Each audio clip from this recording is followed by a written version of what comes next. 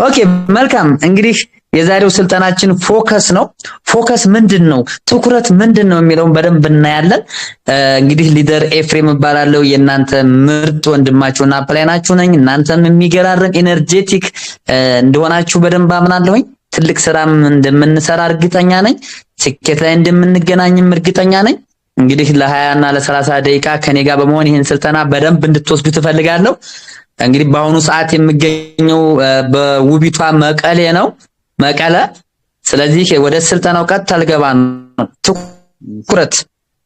የስልጠናው ዓላማ አንደኛ በህይወትህ የምትፈልገውን ነገር ሁሉ እንድታገኝ፣ ሁለተኛ ደስተኛ እንድትሆን፣ ሶስተኛ ሐሳብህን እንድትገራ፣ አራተኛ በማንነትህ እንድትኖር ትኩረት ያስፈልጋል።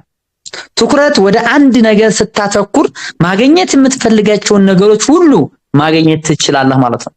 ማግኘት የምትፈልጋቸውን ሁሉ ለማግኘት ምን ያስፈልጋል? ትኩረት ያስፈልጋል ማለት ነው። ትኩረት ማለት ምን ማለት ነው? ትኩረት ማለት ምን ማለት ነው?